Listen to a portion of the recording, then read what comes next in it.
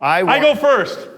I said it. It's on video. Yeah. I gotta go first. Well, let's talk about women's fitness myths. Yeah, I think that's great because I don't think we've addressed that since the very beginning of the podcast. Yeah.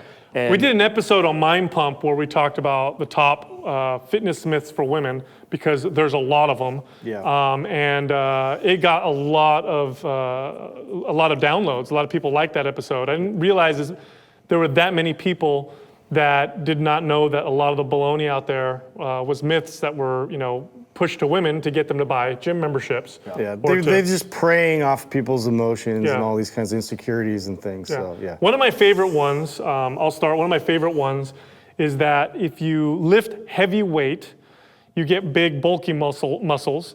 And if you lift lightweight for high reps, then you tone. Right. You tone and sculpt muscles. Yeah, the jazzercise effect. Yeah. So here's the thing. Muscles don't tone. They build or they shrink. There's only two things that muscles do. Now, as a muscle gets bigger, it's going to feel harder. And so in reality, toning is building to a lesser degree. And if you want to tone your muscles, then the best method is the one that builds muscles the fastest. And that happens to be lifting weights Moving some weight heavier. around. And the higher reps, like the 30, 40, 50 reps, don't really build muscle as effectively as the lower reps. Well, you start to Builds get endurance. into now you start to get into aerobic.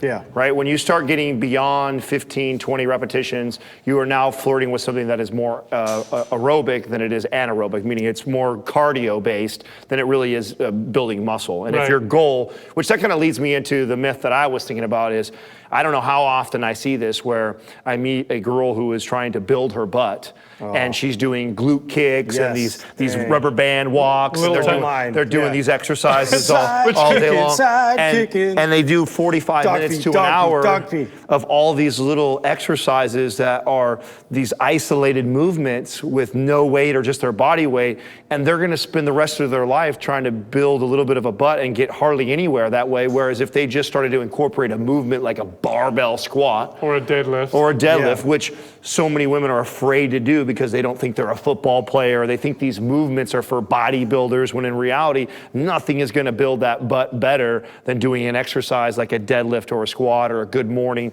These big barbell movements is gonna grow that booty more than anything else. That's probably one of the biggest myths that I see inside the gym. Yeah, and one thing you need to consider is that you're not going to build muscle overnight. So it's not like, you go into the gym, you deadlift, you squat, and then you wake up the next day and you look like Justin.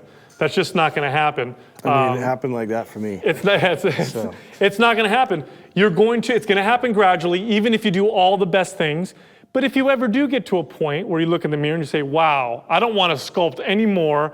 I look exactly the way I want to look. Don't worry, it's easy to get rid of it. Then it's easy to modify your workout. But if you want to get there quickly, you got to do the things that build muscle the fastest, which is those big gross motor movements, the barbell movements, and do them and try and get stronger. Use heavy weight. And just concentrating on the weight training element of it, not trying to wrap it all into some kind of like circuit training. Circuit training and cardiovascular. Like they're so afraid of just like resting and taking proper rest periods to then concentrate on building muscle and strength.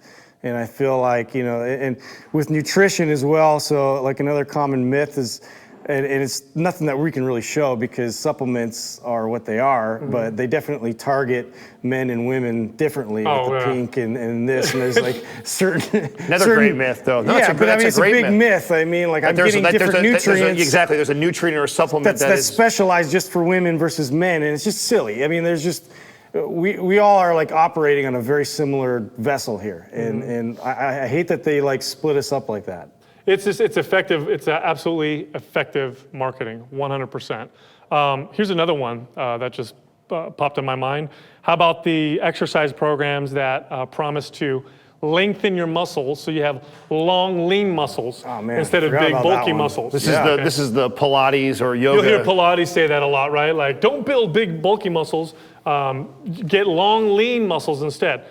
Here's the thing. You can't change the length of your muscles. They have two attachments. If I extend Justin's arm here, his bicep attaches down here, attaches up here, and that's pretty much it. Nothing he can do is going to make them look longer, and nothing he can do is going to make them look shorter. All he can do, again, is build that muscle. So, again, the most effective thing you can do to change the way your body looks is to do exercises that build muscle, because now you're visibly starting to change how your body looks versus doing exercises that are far less effective, that take much longer to change how you look.